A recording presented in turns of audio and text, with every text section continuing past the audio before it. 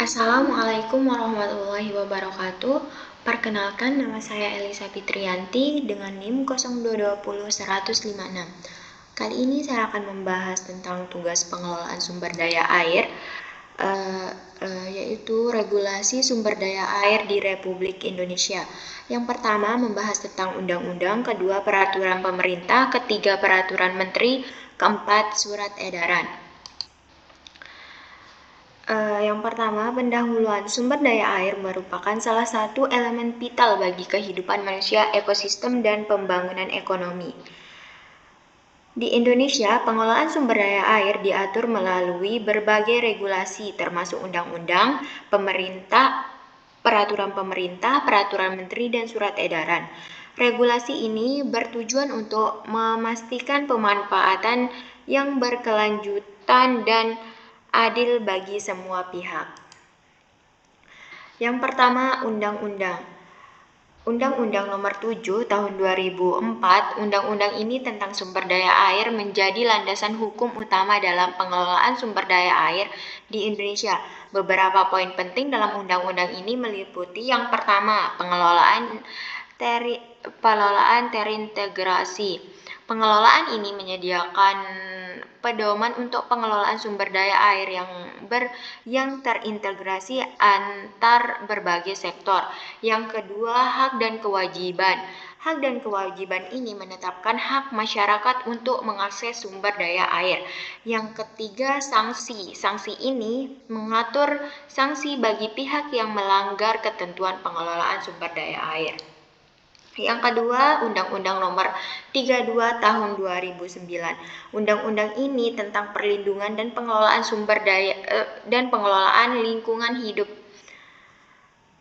dan juga berperan pengelolaan sumber daya air dengan menekan pentingnya menjaga kualitas air dan ekosistem yang terkait.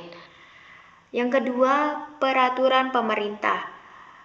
Peraturan pemerintah yang pertama yaitu Nomor 20 Tahun 2006. Peraturan ini mengatur tentang pengelolaan sumber daya air yang mencakup pertama, rencana pengelolaan, yang kedua, penyediaan air,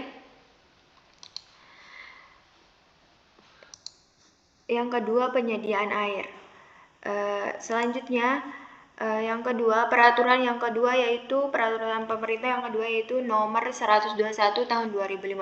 Peraturan ini berfokus pada pengelolaan kualitas air dan penanganan pencemaran yang mencakup pertama, standar kualitas air. Ini menetapkan standar kualitas air untuk berbagai manfaat. Yang kedua, pengawasan dan penegakan hukum. Ini mengatur sistem pengawasan dan penegakan hukum terhadap pelanggaran pencemaran air. Yang ketiga, peraturan pemerintah menteri. Peraturan menteri yang pertama yaitu PUPR Nomor 12 Tahun 2015. Peraturan ini mengatur tentang tata cara penyelenggaraan pengelolaan air, termasuk yang pertama, perencanaan dan pengelolaan. Proses perencanaan dan pengelolaan sistem penyediaan air bersih. Yang kedua, partisipasi masyarakat, mengajak masyarakat untuk berpartisipasi dalam pengelolaan sumber daya air. Peraturan menteri yang kedua yaitu lingkungan hidup dan kehutanan Nomor V70 Men LHK atau Setjen atau Kum 1/6/2016 mengatur tentang pengendalian pencemaran air yang mencakup yang pertama, pengawasan. Pengawasan ini memproses pengawasan terhadap sumber pencemar dan upaya pemulihan kualitas air. Yang keempat, surat edaran. Surat edaran seringkali dikeluarkan untuk memberikan petunjuk teknis atau klarifikasi mengenai pelaksanaan regulasi yang ada. Beberapa contoh surat edaran terkait sumber daya air yang adalah yang pertama, surat edaran Menteri PUPR, yang kedua, surat edaran Menteri Lingkungan Hidup dan Kehutanan. Kesimpulan, regulasi sumber daya air di Indonesia merupakan kerangka hukum yang kompleks dan terintegrasi melalui undang-undang, peraturan pemerintah, peraturan menteri, dan surat edaran pemerintah berupaya untuk mengelola sumber daya air secara berkelanjutan, memastikan akses yang adil, serta menjaga kualitas air untuk generasi mendatang. Keberhasilan pengelolaan ini memerlukan kerjasama antara pemerintah, masyarakat, dan sektor swasta. Paper yang kedua, permasalahan optimasi sumber daya air meliputi banjir, kekeringan, dan kekurangan air. Yang pertama, banjir. Curah hujan yang cukup tinggi terjadi di wilayah Kecamatan Jeruwaru, Kabupaten Lombok Timur, Sabtu pagi mengakibatkan terjadinya banjir merendam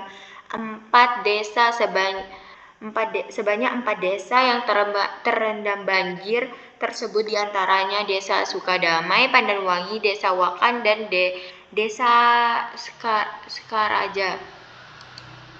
Banjir yang terjadi dari Sabtu pagi ini mengakibatkan sejumlah fasilitas publik seperti sekolah SDN 8 Sukadamai ikut terendam. Selain itu, sedikitnya ada 65 rumah warga terendam banjir dan puluhan hektar sawah juga ikut terendam.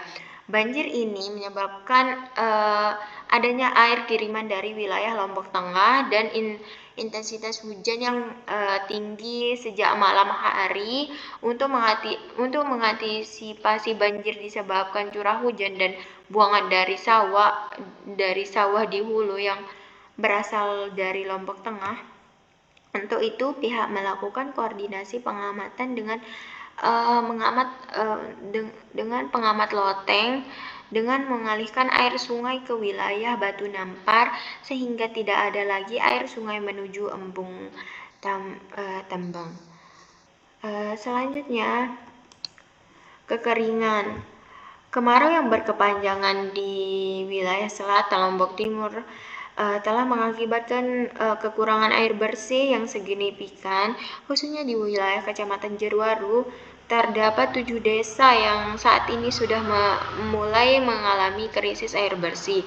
Dari 15 desa yang ada, setidaknya 7 desa yang terancam mengalami kekeringan parah. Desa tersebut adalah Desa Sekaro, Seriwe, Batu Nampar Selatan, Batu Nampar, Pene, Ekas Buana, Kuang Rundun, dan Wakan. Ada juga beberapa tempat di desa lainnya seperti Sukaraja dan Jeruwaru sendiri. Melihat kondisi masyarakat tersebut, Camat Jeruwaru mengaku sudah mendambakan ada aktivitas distribusi air bersih ke warga pada momentum tahun politik ini. Tidak dinaifkan, memang sudah ada uang mulai menyalurkan bantuan air bersih ke tengah warga. Kekurangan air. Yang ketiga, kekurangan air. Kecamatan Jeruwaru di Lombok Timur dilanda kekeringan ekstrim. Kondisi ini membuat Badan Penanggulangan Bencana Daerah atau BPDB melakukan upaya ekstra untuk pendistribusian air bersih. Dari semua kecamatan yang terdampak kekeringan di Lombok Timur, Jeruwaru yang paling tinggi frekuensi distribusi air bersihnya. Selama kurun waktu 20 hari terakhir, jumlah bantuan air yang telah didistribusikan di sejumlah desa di Kecamatan Jeruwaru sebanyak 120 tangki dengan rata-rata perharinya itu 9 kali di semua desa.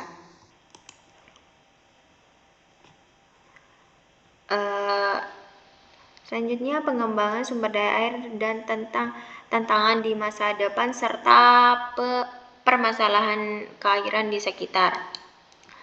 Pertama, sumber daya air merupakan elemen vital bagi kehidupan ekosistem dan pembangunan ekonomi.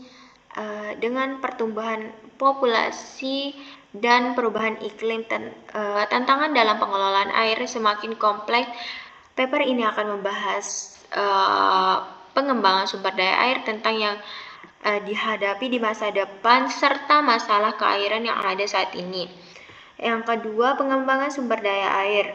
Pengembangan sumber daya yang pertama yaitu sumber daya air tersedia. Sumber daya air dapat dibagi menjadi dua kategori utama, yaitu air permukaan dan air tanah. Pengembangan yang berkelanjutan memerlukan pengelolaan yang efektif dari kedua sumber daya air. Beberapa metode pengembangan meliputi yang pertama, pengelolaan sumber daya air terintegrasi. Yang kedua, rehabilitas dan pemeliharaan infrastruktur. Dan selanjutnya yaitu yang kedua, teknologi baru dalam pengelolaan air. Inovasi teknologi memainkan peran penting dalam pengembangan sumber daya air. Beberapa teknologi yang berkembang antara lain yaitu desalinasi, yang kedua pengelolaan air limbah, dan yang terakhir yaitu sistem pemantauan cerdas. Yang ketiga, tantangan di masa depan. Yang pertama, perubahan iklim. Perubahan iklim menyebabkan variasi curah hujan yang ekstrim dan peningkatan suhu yang berdampak pada ketersediaan dan kualitas air. Yang kedua, pertumbuhan populasi urbanisasi. Dengan pertumbuhan populasi yang pesat, permintaan terhadap sumber daya air juga meningkat. Yang ketiga, yang terakhir yaitu populasi dan pencemaran air. Aktivitas distribusi, pertanian dan limbah domestik berkontribusi pada pencemaran sumber daya air. Kesimpulannya itu, pengembangan sumber daya air yang berkelanjutan sangat penting untuk memastikan ketersediaan air di masa depan. Namun tantangan yang dihadapi seperti perubahan iklim, pertumbuhan populasi, dan pencemaran memerlukan pendekatan inovatif dan kolaboratif dengan meningkatkan pengelolaan dan pemanfaatan teknologi, serta melibatkan seluruh pemangku kepentingan. Kita dapat mengatasi masalah keairan yang ada dan mencapai pembangunan yang berkelanjutan. Sekian dari video saya. Apabila ada yang salah, mohon dimaklumi. Wassalamualaikum warahmatullahi wabarakatuh.